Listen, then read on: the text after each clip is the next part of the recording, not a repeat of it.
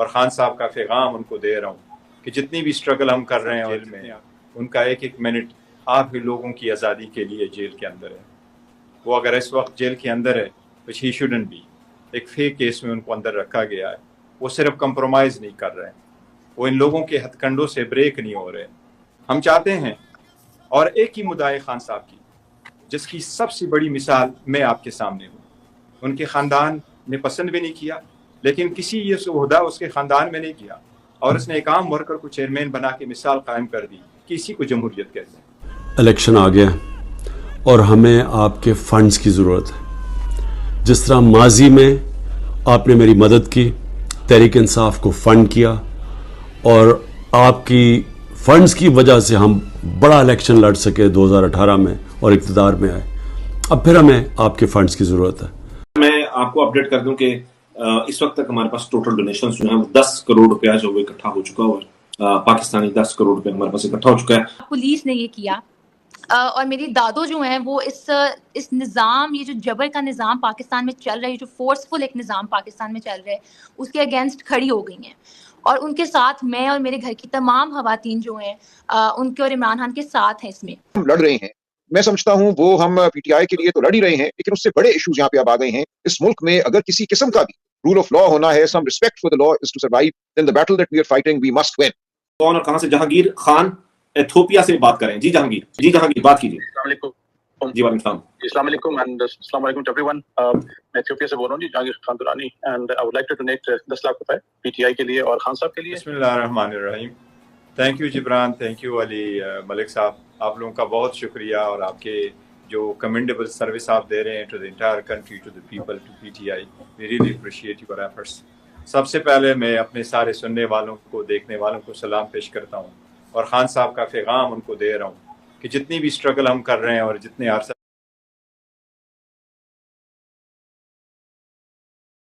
سے خان صاحب جیل میں، ان کا ایک ایک منٹ آپ ہی لوگوں کی آزادی کے لیے جیل کے اندر ہے۔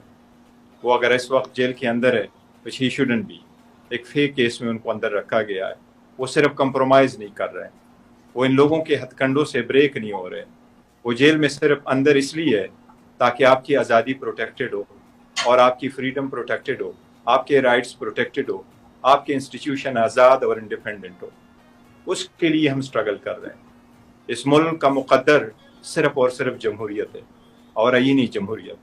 آئینی جمہوریت وہ ہوتا ہے جس میں بادشاہت نہ ہو، وہ جمہوریت جس میں سارا پاور ایک پرسن کے پاس نہ ہو، بلکہ وہ چیک اینڈ بیلنسز ہو، جس میں انسٹیٹیوشن سٹرانگر ہو، جس میں عدلیہ آزاد ہو، جس میں عوام کی حقوق کا تحفظ ہو، جس میں ایک ماں بہن کی عزت محفوظ ہو، جس میں ایک چھوٹی بچی کی جان محفوظ ہو، ایک چھوٹی بچی کی اور بچیوں کی آبرو محفوظ ہو۔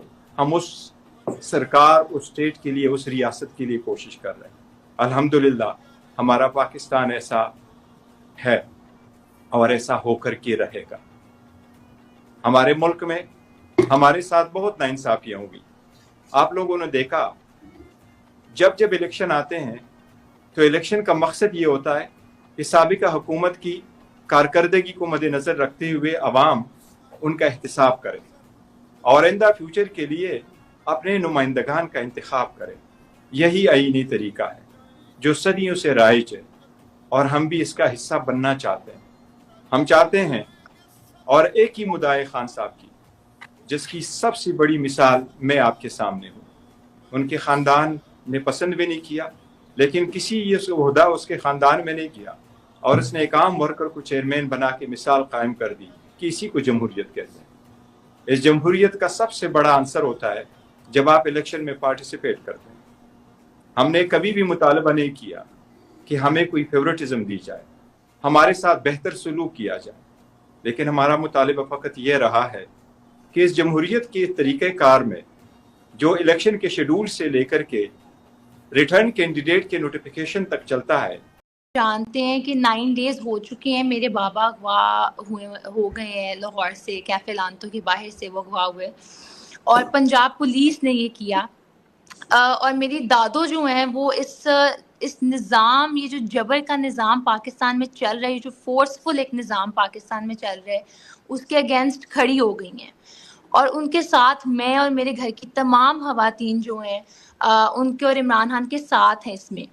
تو بیفور وی اسٹارٹ سب سے پہلے تو میں یہ سوال کرنا چاہتی ہوں پنجاب پولیس سے, ہماری اعلیٰ عدلیہ سے, کہ کیا آئین پاکستان, کیا جو پاکستان کی کانسٹیٹیوشن ہے وہ اس چیز کی اجازت دیتا ہے کہ آپ اس طرح آئیں اور لوگوں کو اغوا کر لیں, کہ ان کی فیملیز کو کہیں کہیں دن یہ بات نہ پتہ ہو کہ وہ کدھر ہیں, وہ کیسے ہیں.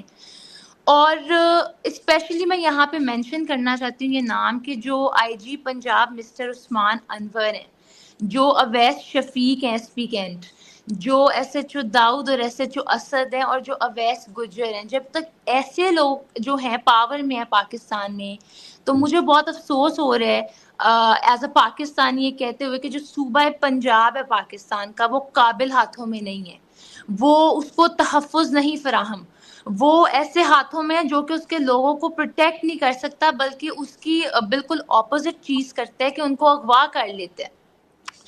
اور اسی لیے مجھے لگتا ہے کہ یہ جو لیک آف سیکیورٹی ہے, جو لیک آف اکاؤنٹیبلٹی ہے, یہ جو lack of rule of law ہے ہمارے معاشرے میں, اس کی وجہ سے کافی محب وطن جو پاکستانی ہیں ان کو پاکستان سے دور جانا پڑتا ہے. ایم شور میرے یہاں پہ جتنے بھی فیلو اوورسیز پاکستانی ہیں یہاں پہ جو سن رہے ہیں مجھے, چاہے وہ میرے بڑے ہیں, میرے بہن بھائی ہیں, میرے دوست ہیں, کہ ان کو اس چیز کا احساس ہوگا کہ ان کو پاکستان چھوڑنا اس لیے پڑا ہوگا کہ پاکستان میں کسی کا فیوچر سیکیور نہیں ہے, ہمارے بڑے سیکیور نہیں ہے, ہماری آنے والی جنریشنز, میں جس جنریشن کی ہوں, ہم میں سے کوئی بھی سیکیور نہیں ہے, ورنہ کوئی بھی اپنے گھر کو چھوڑ کے نہیں جانا چاہتا کبھی بھی.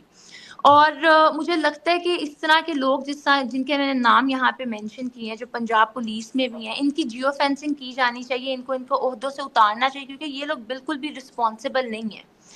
اور اسی لیے مجھے لگتا ہے کہ ہمیں اپنا جو پاکستان کے اندر فیوچر ہے ہم نوجوانوں کا, کیونکہ کسی بھی ملک کا جو فیوچر ہے وہ اس کے نوجوانوں سے, اس کو سیکیور کرنے کی ضرورت ہے, اور ہمیں اسی وجہ سے ایک اچھا انتخاب کرنے کی ضرورت ہے, جو کہ مجھے لگتا ہے پرسنلی کہ عمران خان ہے اس ملک کے لیے, کیونکہ وہ یوتھ پلس کو سمجھتے ہیں. ان کے جو صحت کارڈ سے لے کے انہوں نے جو کامیاب جوان کی انڈر $20 بلین کا جو ہائی ٹیک ایجوکیشن پروگرام کیا ہے, وہاں تک انہوں نے اس چیز کا احساس دلایا ہے کہ جو معاشرے کے تمام طبقے ہیں, جو تمام ایج گروپس ہیں, ان کو ہم نے اکٹھا لے کے آگے جانا ہے, تو اس نیشن نے آگے پروگریس کرنی ہے. عمران خان نے 3.5 سال کی حکومت میں کیا کیا؟ احساس پروگرام کے ذریعے پاکستان کو فلاحی ریاست بنانے کا آغاز کیا. لنگر خانے اور کوئی بھوکا نہ سوئے پروگرام, احساس کفالت پروگرام, شیلٹر ہوم اور پناہ گاہیں, احساس راشن پروگرام, کسان کارڈ, صحت کارڈ, احساس اسکالرشپ پروگرام اور تعلیمی وظائف, انصاف آفٹرنون اسکول پروگرام, احساس ہم قدم پروگرام, باہمت بزرگ پروگرام, مزدوروں کے لیے مزدور کارڈ, احساس نشو و نما پروگرام, سمندر پار پاکستانیوں کے لیے روشن ڈیجیٹل اکاؤنٹ, پاکستان کا پہلا ڈیجیٹل پیمنٹ سسٹم راست, سیرت یونیورسٹی, ٹورزم کا فروغ, ملین ٹری سونامی, پاکستان میں کرکٹ کی بحالی, کامیاب جوان پروگرام, اوورسیز پاکستانیوں کے لیے روشن اپنا گھر اسکیم, پاکستان سٹیزن پورٹل, 21 نئی یونیورسٹیوں پر کام, رحمت للعالمین اتھارٹی, ٹیکس اصلاحات کا آغاز, کامیاب پاکستان پروگرام کا آغاز, کئی نئے ہسپتالوں کی تعمیر, ہر فورم پر حرمت رسول صلی اللہ علیہ وسلم پر آواز, مسئلہ کشمیر بین الاقوامی فورمز پر اٹھایا, فلسطین کے لیے آواز اٹھائی, کورونا میں بہترین حکمت عملی سے ملک کو تباہی سے بچایا, احساس ایمرجنسی کیش پروگرام, کئی چھوٹے بڑے ڈیمز کی تعمیر کا آغاز, اسکولوں میں صبح درود شریف اور قرآن پاک کی تعلیم کا آغاز, یکساں نظام تعلیم ریکارڈنگ منصوبے کا آغاز, بیرونی ملک قید پاکستانیوں کی وطن واپسی ممکن بنائی, ہر فورم پر اسلام کا مقدمہ لڑا اور اسلاموفوبیا کے خلاف آواز اٹھائی, 2 دفعہ OIC کی میزبانی کی, ہر پاسپورٹ کو عزت دلوائی, ڈرون حملوں کا تدارک کیا, اوورسیز پاکستانیوں کو ووٹنگ کا حق اور الیکٹرانک ووٹنگ مشینز متعارف کروائیں, پشاور BRT شروع کی, کرتارپور راہداری تعمیر کروا کر سکھوں کو بہترین سہولیات دیں, افغانستان سے امریکی فوج کے انخلا کے لیے مؤثر کردار ادا کیا, افغانستان میں امن کی واپسی کے عمل میں اہم کردار ادا کیا, کفایت شعاری مہم کا آغاز کیا, بھارتی جارحیت کے جواب میں بہترین حکمت عملی سے منہ توڑ جواب دیا, ابھینندن کے معاملے میں پاکستان کے جذبہ خیر سگالی کو بین الاقوامی سطح پر پذیرائی ملی, سوات, پشاور, DI خان, دیر, موٹر وے اور دیگر پروجیکٹس پر کام کیا,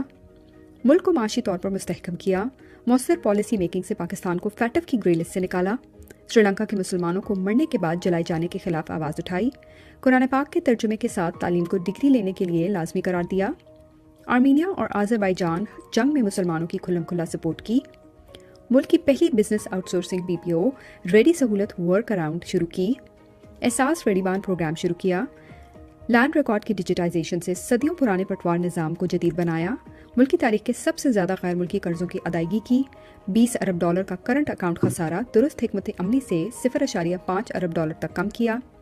कार्के केस में पाकिस्तान को $1.2 बिलियन का जुर्माना अदा करने से बचाया। गैर मुल्की तरसीलात ज़र में रिकॉर्ड इजाफा किया। मौसमियाती तब्दीलियों से निमटने के लिए अहम इकदाम उठाए। सरमायाकारों के बढ़ते हुए एतमाद और कारोबार करने में आसानी की। पाकिस्तान की स्टार्टअप इंडस्ट्री की तेज़ी से तरक्की की। वज़ीर आज़म हाउस को यूनिवर्सिटी में तब्दील करने के लिए $2 अरब मुख्तस किए। PM रिलीफ फंड कायम किया। आज़ाद कश्मीर के 12 लाख खानदानों को सेहत सहूलत कार्ड मुहैया किया। ख़वातीन के हकूक़ के नफाज और तहफ़्फ़ुज़ के लिए कानून साजी की।